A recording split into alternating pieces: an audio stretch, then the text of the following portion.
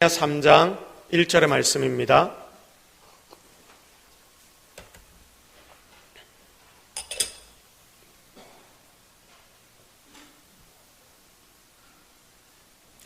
느헤미야 3장 1절, 좀 삐소리가 많이 안 들립니까? 자, 느헤미야 3장 1절 말씀입니다. 자, 우리 다 같이 한 목소리로 하나님 우리에게 주시는 말씀을 합독합니다. 시작. 그때에 대제사장 엘리야십이 그의 형제 제사장들과 함께 일어나 양문을 건축하여 성별하고 문짝을 달고 또 성벽을 건축하여 함메아 망대로부터 하나넬 망대까지 성별하였고. 아멘. 자, 이제 가정예배를 드리자. 이제 가정예배를 드리자라는 제목으로 하나님의 말씀 증거하도록 하겠습니다. 여러분, 일주일이 168시간입니다. 일주일 168시간 중에 주일날 우리가 예배 드리러 와서 1시간 예배를 드리는데, 여러분이 1시간으로 나머지 167시간을 하나님의 말씀 안에서 살 수 있다라고 여러분은 생각하십니까? 우는 사자처럼 원수 마귀가 으르렁대며 삼킬 자를 찾고 있는 이 시대에 우리가 또 우리 자녀들이 1시간으로 167시간을 말씀으로 살아낼 수 없다고 저는 확신합니다. 자, 시간이 더 필요합니다. 그만큼 우리의 마음이 더 필요합니다. 하나님 앞에 여러분의 시간을 드려야 하는 그 시간들이 더 필요합니다. 자, 그래서 교회의 다른 예배 모임의 참여도도 굉장히 중요해집니다. 그런데 여러분, 바로 여기에서 가정 예배의 필요성이 다시금 두각이 됩니다. 여러분의 가정에서는 지금 예배가 드려지고 있습니까? 여러분의 가정에서는 하나님 앞에 드리는 예배가 드려지고 있습니까? 자, 가정 예배에 대한 최신 통계를 제가 찾아봤습니다. 가정 예배를 얼마나 드리고 있는지 기독교 가정들에게 질문을 해서 설문의 결과를 찾아보았습니다. 여러분, 위를 보십시오. 결과가 어떠합니까? 넉넉 잡고 정기적으로 가정에서 예배를 드리는 가정은 20%밖에 되지 않는다. 자, 그러니까 주 1회 그리고 월 1회에서 2회까지 드리는 사람들까지 다 합쳐서 그 모든 가정들을 합쳤을 때 우리 기독교 가정 중에 한 20% 정도가 가정 예배를 드린다, 그래도 드린다라고 통계적으로 나왔습니다. 자, 그런데 4년에서 5년쯤 전 2019년 통계를 보면 놀라운 결과가 나타납니다. 여러분, 4, 5년 전이었는데 그때는 통계를 내보니까 몇 퍼센트나 가정 예배를 드렸느냐? 37.8%. 그러니까 40% 정도가 되죠. 4, 5년 사이에 가정 예배가 반으로 줄어들었다는 것을 우리가 알게 됩니다. 여러분, 이것은 믿는 사람들의 숫자가 줄어드는 것과는 상관이 없습니다. 왜냐하면 믿는 가정들 중에서 몇 퍼센트나 가정 예배를 지금 드리고 있느냐라는 통계이기 때문에 믿는 가정이 줄어든 것과는 전혀 상관없이 우리 믿는 가정들 중에서 몇 프로나 가정 예배를 드리는가, 반이 줄어들었다는 것을 우리는 알게 됩니다. 시대는 점점 더 복잡해집니다. 그리고 시대는 점점 더 악해져만 간다 합니다. 그러면서 믿는 가정의 숫자는 줄어듭니다. 믿는 성도들의 숫자도 줄어듭니다. 그런데 믿는 가정에서 드려지는 예배는 더 줄어들고, 이렇게 시대가 흘러가다 보면 결국 우리 믿음의 유산이 사라져버리지 않을까 하는 걱정이 굉장히 많이 되는 이 시대를 우리는 지금 살아가고 있습니다. 자칫 잘못하면 내 속의 믿음조차도 무너질 듯한 시대, 그런 시대가 지금 우리가 사는 시대의 모습 아닙니까? 우리의 다음 세대들, 여러분의 다음 세대들, 여러분의 손자 손녀들이 믿음을 가지지 않는 모습을 우리가 너무나 많이 보고 있지 않습니까?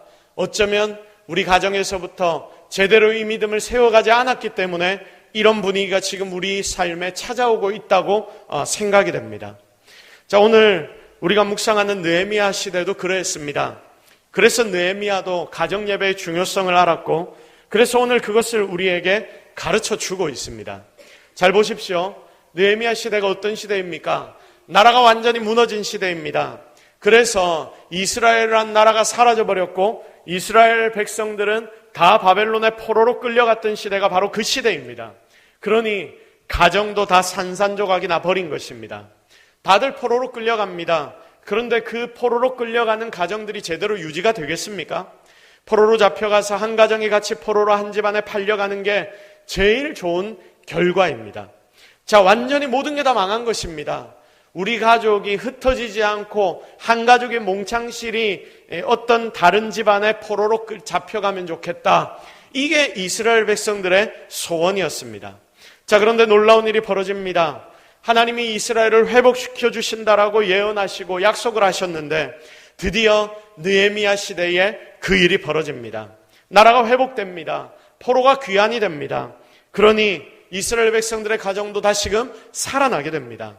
그래서 이스라엘은 포로에서 귀환하게 되고 그 살아나는 단계의 마지막이 무엇이냐면 예루살렘으로 귀환하고 난 뒤에 예루살렘의 성벽을 쫙 쌓아서 이제 적을 막을 수 있는 완전한 나라로 다시 세워지는 것입니다. 이런 역사를 담은 성경이 우리가 오늘 읽고 있는 느헤미야라는 성경입니다. 거기다 오늘 우리가 읽은 이 한 절의 본문이 바로 이 성벽 공사의 첫 시작, 그 스텝을 보여줍니다. 여러분, 이런 의미를 생각하고 다시 한번 느헤미야 3장 1절의 말씀을 함께 읽겠습니다. 시작.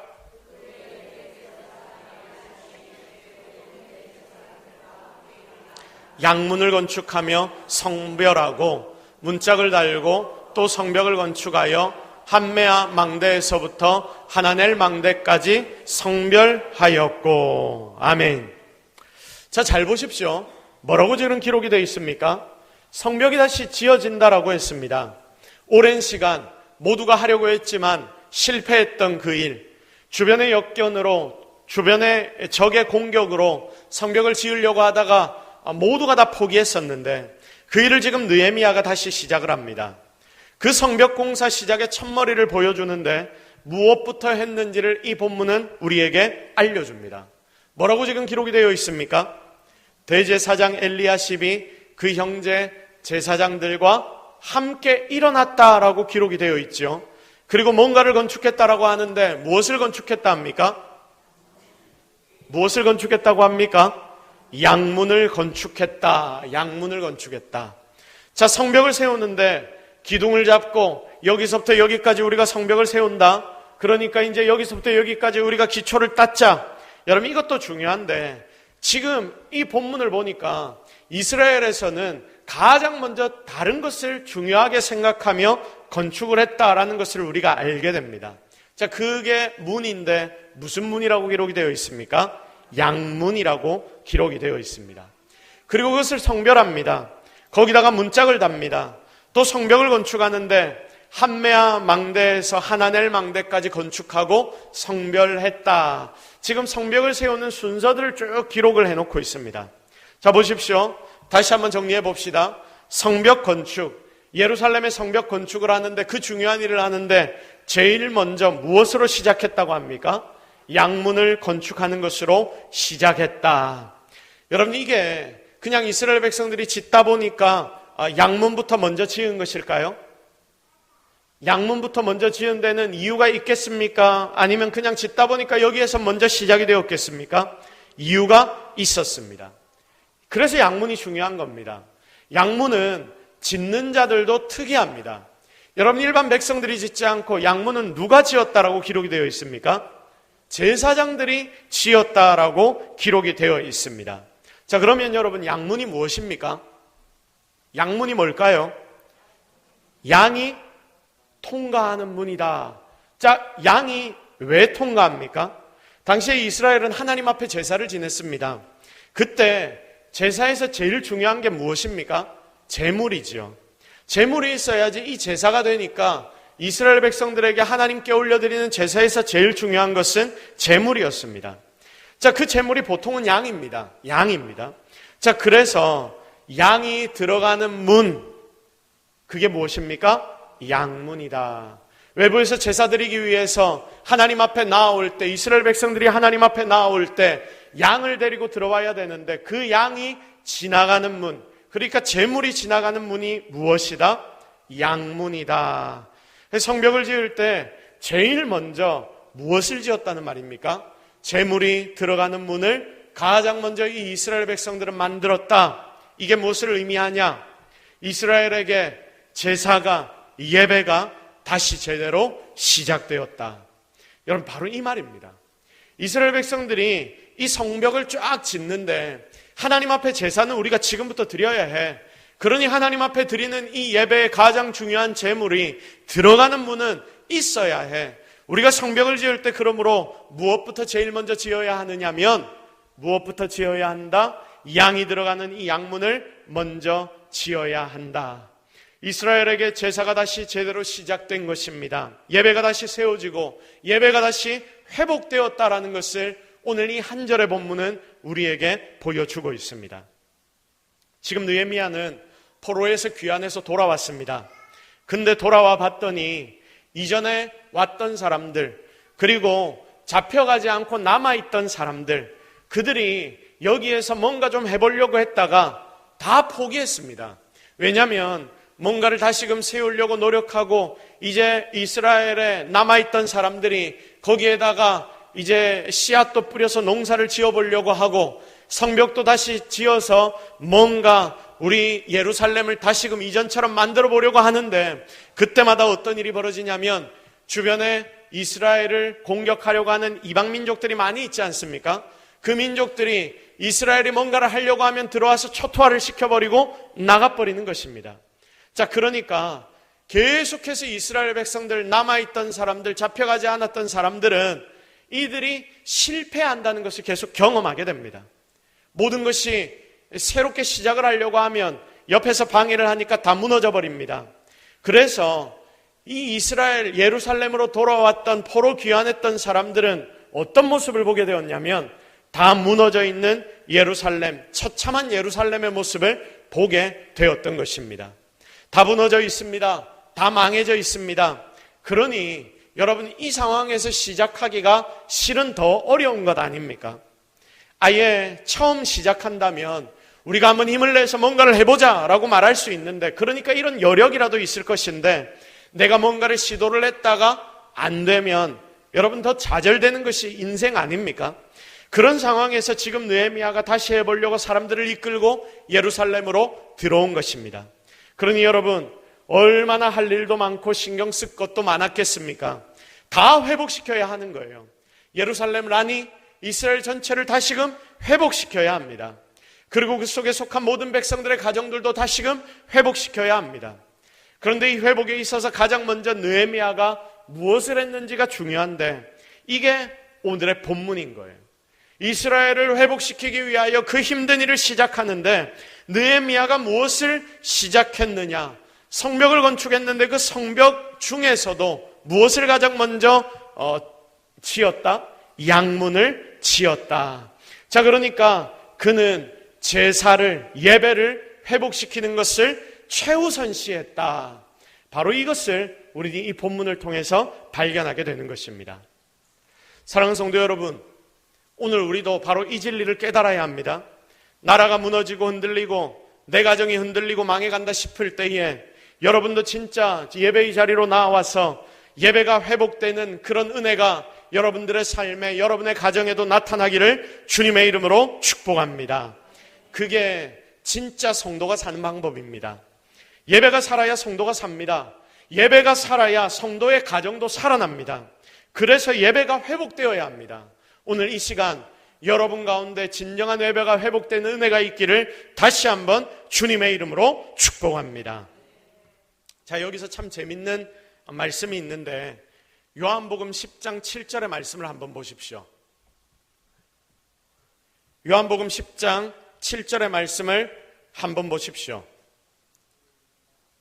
자, 우리 같이 한번 읽겠습니다. 시작.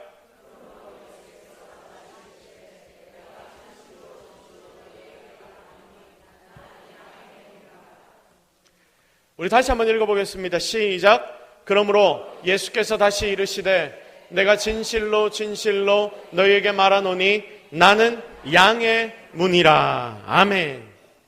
자, 지금 이 말씀은 누가 하시는 말씀입니까? 예수님이 하시는 말씀입니다. 근데 예수님이 지금 자신을 뭐라고 표현하십니까? 나는 양의 문이다. 여기에서 나오는 양의 문이 뭡니까? 양문이다. 자, 그러니까 보십시오. 지금 이스라엘 백성들 가운데 성벽이 세워지는데 그 성벽에서 양문이 제일 먼저 세워진다는 말은 이 이스라엘 백성들 가운데 지금 누가 임재하신다는 말과 같습니까? 예수님이 임재하신다는 말과 같은 거 아닙니까? 예수님은 자신을 직접 뭐라고 표현하시냐면 나는 양의 문이다라고 말씀하십니다. 그러니 이스라엘 백성들이 느헤미야 때에 양문을 가장 먼저 만들었던 이유가 무엇인지를 우리는 알게 됩니다. 그 이스라엘 가운데 살아계신 하나님 예수 그리스도께서 임재하셔서 그 나라를 새롭게 다스리시고 새롭게 세우신다라는 말이 바로 양문을 가장 먼저 만든다라는 그 말씀의 의미입니다. 자, 그래서 여러분, 우리는 어떤 일이 있다 해도 예배를 바로 세우는 데 집중해야 하고, 그리고 그렇게 할 때 바로 그것이 능력과 기적의 시작이라는 것을 여러분 꼭 기억하시기를 바랍니다. 예배를 바로 세워야 그 예배 가운데 누가 임재하십니까? 예수님이 임재하시기 때문입니다. 지금 여러분 모두는 예배를 바로 세우는 성도들 그리고 가정들이 되어야 할 것입니다. 여기서 우리는 가정예배의 중요성을 다시금 깨닫습니다. 자, 월 한 달 동안 우리가 가정예배에 대해 집중했고, 그리고 가정예배에 대해 살펴보고 묵상하고 계속 공부를 했습니다. 왜 이렇게 가정예배에 대해 집중을 했냐면 이 시대에 나의 가정이 살아야 하는데, 여러분의 가정이 살고 여러분 개인이 살아야 하는데, 그것을 살리기 위해서 무엇이 필요한지를 우리가 발견하기 위해서입니다. 여러분의 가정, 오늘 이 자리에 앉아 예배하는 여러분의 가정에서도 오늘 느헤미야 때처럼 양문이 먼저 세워지는 그런 가정들이 되기를 기대합니다. 그래야 여러분의 가정에도 회복이 일어나고 놀라운 능력들이 나타나게 될 것이기 때문입니다. 양문이 세워지는 것은 예수님이 임재하시는 것과 같다라고 말씀하셨습니다. 그러니까 여러분의 가정에서 예배가 바로 세워지기 시작하면 그 가정에는 예수님이 중심이 되고 예수님이 머리가 되고 예수님이 목자가 되셔서 드디어 예수님으로 사는 가정이 되는 것입니다. 그래서 여러분, 예배드리는 가정은 생명이신 예수님이 거하시기 때문에 생명의 가정이 된다는 것을 꼭 기억하여서 이제 이 자리에 앉아있는 여러분의 가정에서도 제대로 가정예배가 드려지기를 기대합니다. 자, 그런데 우리가 여기에서 한 가지 생각해 봐야 할 문제가 뭐냐면, 지금 말씀을 들을 때는 그래, 우리도 이제 가정예배를 한번 드려봐야 되겠다, 좀 이런 마음도 조금 이제는 들기 시작합니다. 나 혼자 지금 믿고 있어도 내가 혼자서라도 내 가정에서 예배를 드려야지, 우리 애들이랑 같이 예배를 드려야지, 우리 부부라도 하나님 앞에 내가 가정에서 예배를 드려야지 생각은 됩니다. 그리고 마음은 조금 먹어지기 시작하거든요. 그런데 여러분, 집에 가서 막상 이 예배를 시작하려고 하면 잘 됩니까? 잘 안 됩니까? 잘 됩니까? 잘 안 됩니까? 잘 안 됩니다. 조금 전에 가정예배를 드리십시오 할 때 평소보다 아멘 소리가 작았습니다. 왜 그럴까요?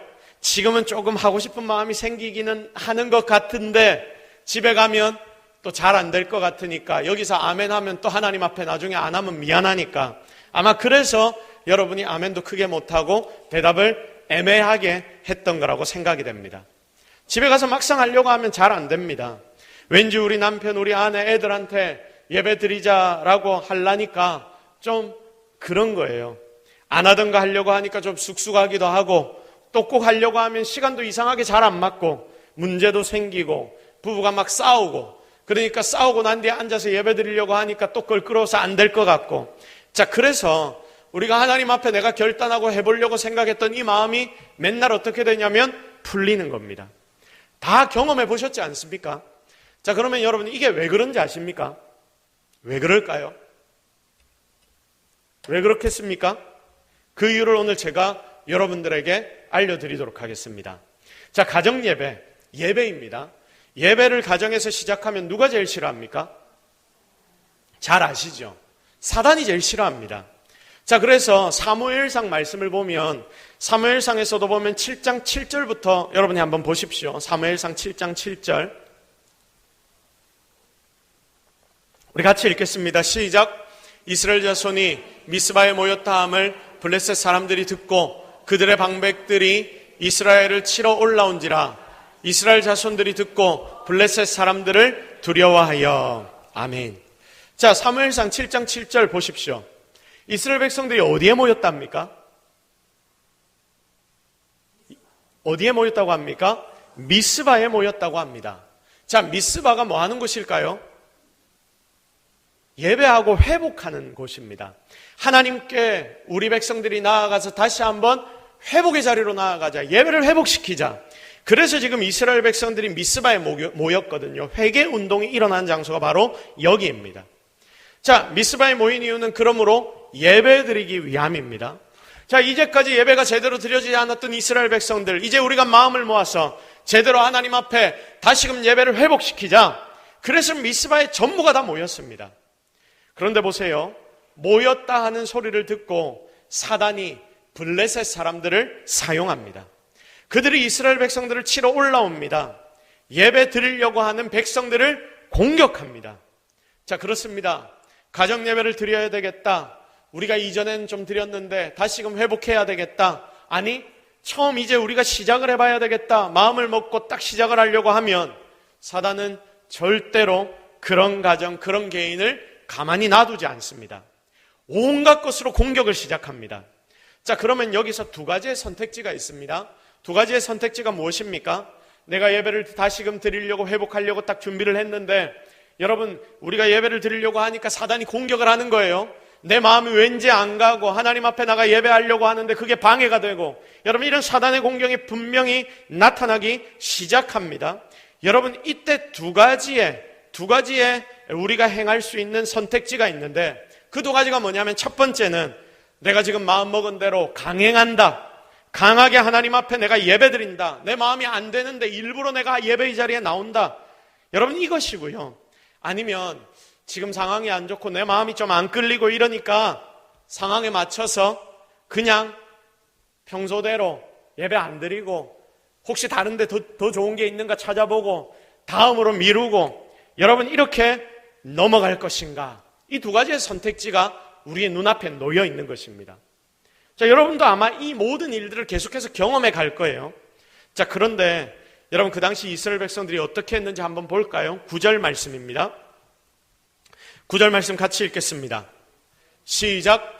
사무엘이 젖 먹는 어린 양 하나를 가져다가 온전한 번제를 여호와께 드리고 이스라엘을 위하여 여호와께 부르짖음에 여호와께서 응답하셨더라. 아멘. 사무엘이 지금 어떻게 합니까?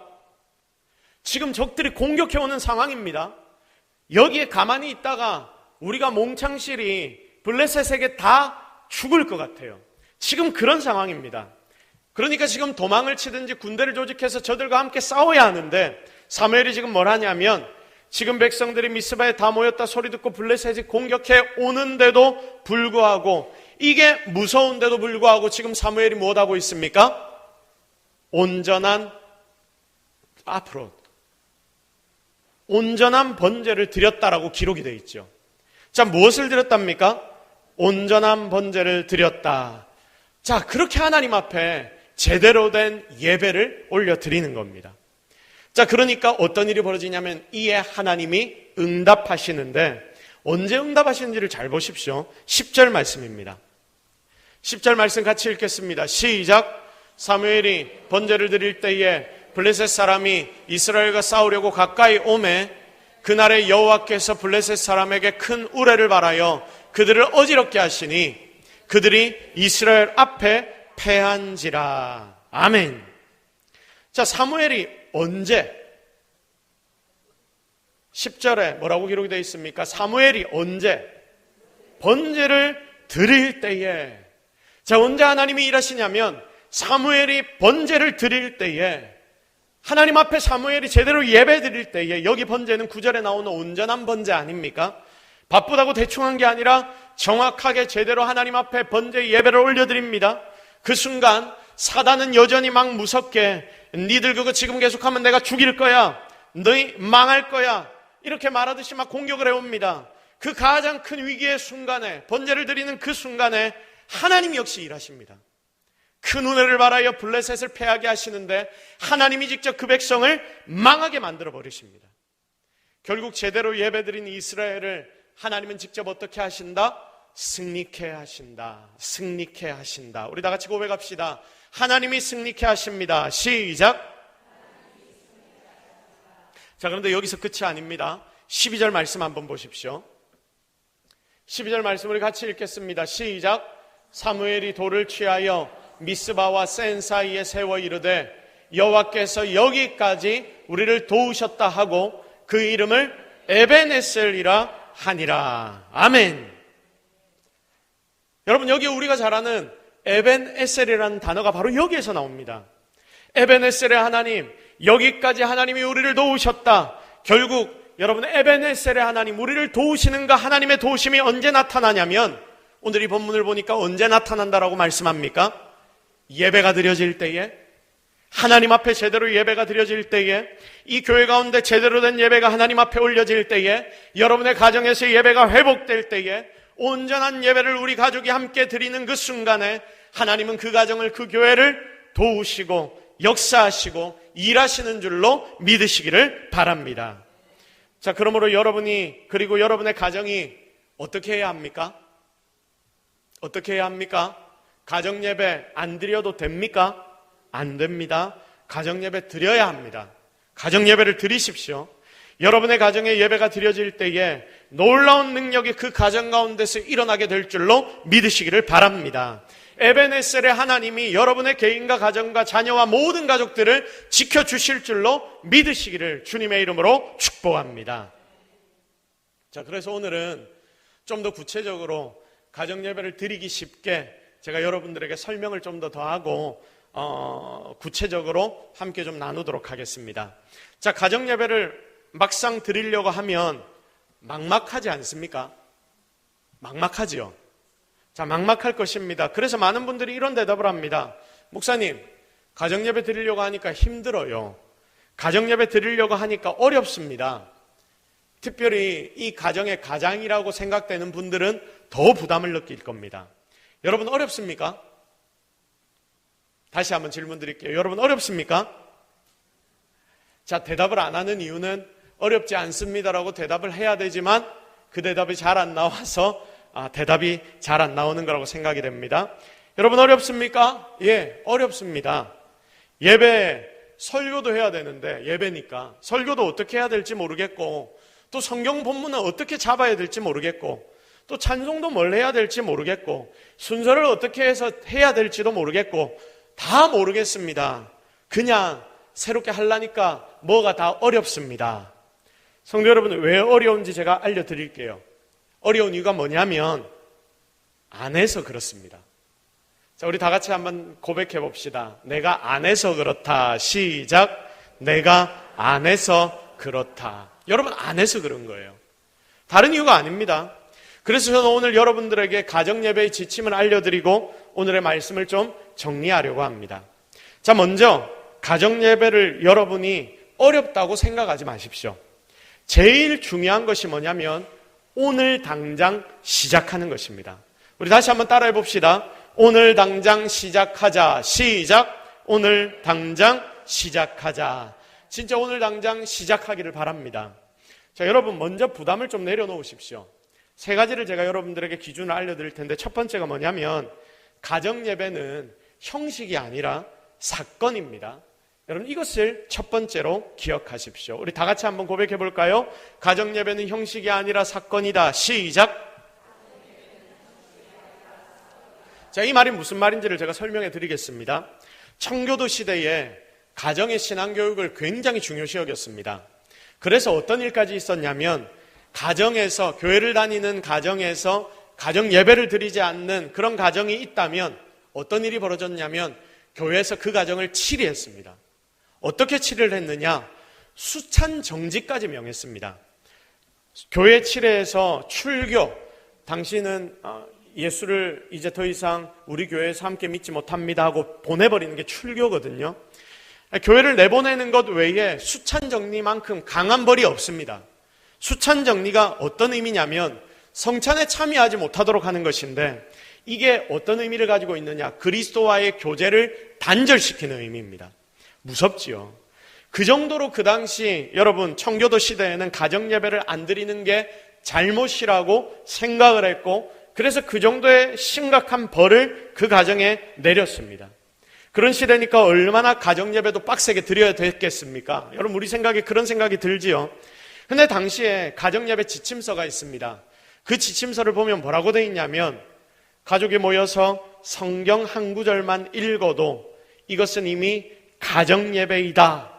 그러니까 가족들이 다 같이 한 시간에 함께 모여서 말씀 한 구절만 읽어도 그것을 가정 예배로 인정했다라고 기록이 되어 있습니다. 그러니까 우리가 명절에 교회에서 가정 예배 순서지를 쭉 나눠주면 그걸 보고 설교도 하고 그리고 모든 순서를 다 맡아서 돌아가면서 하는 것처럼 여러분, 이렇게 항상 가정 예배가 드려지지 않아도 괜찮다는 이야기입니다. 그러니까 형식이 아니라는 말씀입니다. 사건이 뭡니까? 가족들이 다 함께 시간을 내서 한자리에 우리가 다 모여 앉는 사건이 필요하다. 그러니까 이런 사건이 우리에게 필요하다. 가족이 함께 시간 내어 모여서 하나님을 묵상하고 하나님을 생각하는 시간을 갖는다. 이 시간이 막 30분, 1시간이 안 되어도 좋으니까 가정에서 하나님을 찾는 시간, 사건을 만들어라. 이게 기본적으로 가정 예배의 중심이라는 것을 여러분 기억하시기를 바랍니다. 이게 굉장히 중요한 겁니다. 여기다가 자녀와 함께 예배드리는 부모의 입장에서는 뭔가 가정 예배를 통해 우리의 아이에게 교훈도 줘야 되고 하나님의 말씀으로 훈육도 해야 될 것 같고 또 자녀가 잘못한 거 있으면 자녀의 태도까지도 고쳐야 되겠다. 그래서 자칫 잘못하면 어린 아이들과 함께 예배드리는 이 가정 예배 시간이 뭐가 되냐면 교육의 장, 훈육의 장이 돼버리는데 여러분, 이게 아니라는 것입니다. 여러분, 이게 어쩌면 잘못된 가정 예배가 될 수 있다는 말입니다. 이러니까 가정 예배 시간에 뭘 하냐면 부모의 훈계만 잔뜩 늘어놓고 그러면 자녀의 입장에서 이 시간, 그 가정 예배가 뭐가 좋겠습니까? 드리고 싶지 않은 예배의 시간이 되지 않겠습니까? 도망만 가고 싶을 겁니다. 남편, 아내도 서로에게 불만사항, 불편사항을 말하는 시간으로 만들고 이러면 절대로 안 되는 거예요. 여러분, 이런 시간이 아닙니다. 오히려 가족들이 다 같이 모여서 함께 앉아서, 이게 중요하죠. 있는 모습 그대로 하나님 앞에 나가 함께 기도할 수 있는 시간, 이것이 진짜 가정 예배의 중심이 되어야 한다는 것을 꼭 기억하시기를 바랍니다. 두 번째, 우리가 두 번째로 기억해야 하는 것이 뭐냐면 가정 예배는 가족 모임이 아니라 함께 예배드리는 시간이라는 것을 꼭 기억하십시오. 우리 다 같이 한번 고백해 봅시다. 가정 예배는 예배드리는 시간이다. 시작. 가정 예배는 예배드리는 시간이다. 절대로 이 시간을 그냥 가족 모임으로 만들지 마십시오. 부모가 자녀에게 그리고 남편이 아내에게 하고 싶은 말을 전하는 사적인 모임이 아닙니다. 우리 가정의 진짜 가장 되시는 하나님 아버지의 말씀을 듣는 공동체적인 예배 시간이 바로 여러분의 가정 예배 시간이 되어야 합니다. 그래서 혹시 보통은 아버지가 성경의 말씀을 쭉 읽고 그리고 그 말씀을 가지고 나눔을 가지는 가정들이 많이 있더라고요. 혹시 아버지가 그 말씀을 다 읽고 나눔을 한다 하더라도 여러분, 그 아빠도 따지고 보면 하나님의 아들 아닙니까? 그리고 엄마가 대표로 대표 기도를 한다 하더라도 그 엄마도 하나님 앞에서 딸입니다. 그러니까 모두가 다 그 예배의 가정 예배의 시간을 통하여 하나님의 음성을 들어야 합니다. 조금 전에도 이야기했지만 이 시간이 훈육 시간이 되어서는 안 된다는 말씀입니다. 이렇게 되지 않도록 경계하는 것이 우리나라의 가정 예배에서 정말 필요한 부분입니다. 우리가 세 번째로 기억해야 할 것이 무엇이냐면 가정 예배가 시간이 있어서 예배하는 게 아니라 시간을 억지로라도 내어 예배해야 하는 시간임을 기억하시기를 바랍니다. 억지로라도 시간을 내자. 우리 다 같이 고백합시다. 억지로라도 시간을 내자. 시작. 자, 진짜 중요한 게 시간을 내는 겁니다.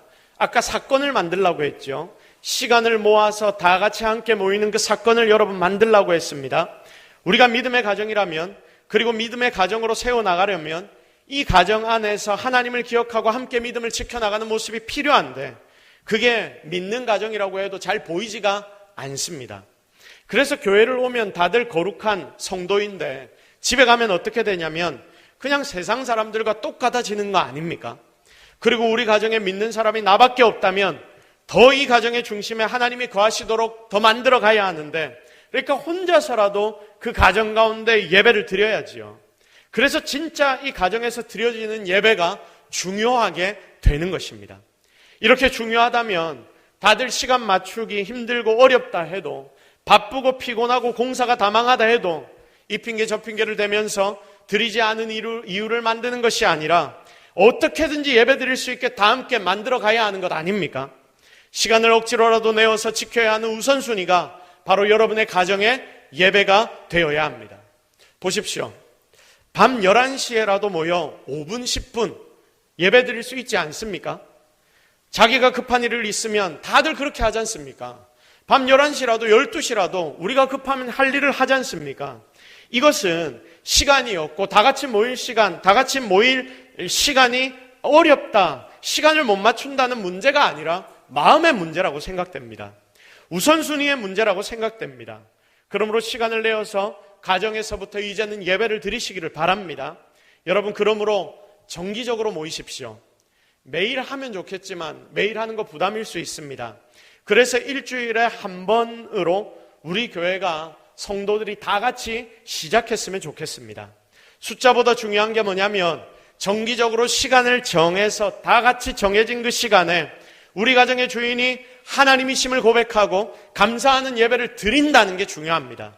우리 가정에 이런 시간이 있는가 없는가가 중요하기 때문에 진짜 이제부터 이렇게 시간이 길지 않다 하더라도 가정 예배를 드리는 여러분 모든 성도, 그리고 여러분의 가정들이 되기를 기대합니다. 그래서 이름을 한번 지어봤습니다. 우리 교회 동서교회의 가정 예배 이름을 지어봤습니다. 다 같이 한번 읽어볼까요? 시작. 가복세 가정 예배. 뜻이 뭘까요? 가정이 복음화되고, 가정이 복받고, 가정이 새로워지는 가정 예배. 그래서 줄여서 가복세 가정 예배입니다. 여러분, 자세한 내용은 여러분 들어오시면서 주보 받으시면서 그 주보에 브로셔로 아마 받으셨을 겁니다. 자, 이걸 참고해서 함께 예배를 드리시면 됩니다. 하나님이 분명 여러분 가정의 예배를 통해서 놀라운 복을 여러분 가정에 주실 것입니다. 여러분, 각 가정의 크기는, 우리가 속해 있는 내 가정의 크기는 가정의 수준만큼 결정되지 않습니다. 여러분 가정을 향한 하나님의 계획만큼 여러분의 가정은 커져갈 것입니다. 왜냐하면 여러분 가정의 영적 건축가는 내가 아니라 누구시기 때문에 하나님이시기 때문입니다. 진짜 새롭게 여러분의 가정이 세워져서 가정을 통해 놀라운 일들이 이루어지는 것을 우리가 함께 눈으로 보기를 바랍니다. 하나님이 여러분의 가정의 진짜 주인 되셔서 여러분의 가정을 통해 놀라운 일들을 이루시는 하나님을 함께 경험해 나가기를 기대합니다. 그렇게 아름답게 세워져 나가는 우리 동서교회 모든 성도들, 그리고 모든 가정들이 되기를 예수 그리스도의 이름으로 축복합니다. 우리 시간 말씀 붙잡고 한번 기도하도록 하겠습니다. 하나님, 오늘 우리가 하나님의 말씀을 통해서 예배의 중요성, 가정 예배의 중요성을 다시 한번 깨달았습니다. 하나님, 정말 말씀만 듣고 끝나는 것이 아니라 이제는 제대로 실천하며 살아가는 우리 가정 되게 하여 주옵소서. 우리 이 제목을 놓고 여러분 마음에 결단하시면서 악한 사단의 공격 이겨나가게 해달라고, 일주일에 한 번씩이라도 꼭 하나님 앞에 시간을 정해 예배드리는 가정 되게 해달라고 우리 이 제목들을 놓고 기도하며 나아갑니다. 하나님, 오늘 우리가 하나님 앞에 나와왔습니다. 하나님의 음성을 듣습니다. 하나님의 은혜를 깨닫습니다. 하나님 분명히 우리에게 말씀하십니다. 이 말씀을 따라 살기를 원합니다. 하나님 함께하여 주옵소서. 하나님 도와주옵소서. 은혜를 허락하여 주옵소서. 능력을 허락하여 주옵소서. 하나님 앞에 제대로 예배드리는 가정 되게 하시고, 그렇게 예배드릴 때에 하나님이 모든 성도들의 가정에 하나님의 복이 넘쳐나게 하여 주옵소서. 하나님, 오늘 이 시간 우리의 마음에 영적인 부담감이 생기게 하옵소서. 이 말씀을 묵상하고 우리도 제대로 하나님 앞에 예배드리는 가정 되겠습니다. 결단하게 하여 주옵소서. 그리고 그렇게 결단하여 실천하는 가정에 어떤 복이 임하는지 하나님, 이 교회에서 함께 행하는 이 예배를 통하여서, 가정 예배를 통하여서 이 모든 가정에 복이 일어날 수 있도록 주여 축복하여 주옵소서.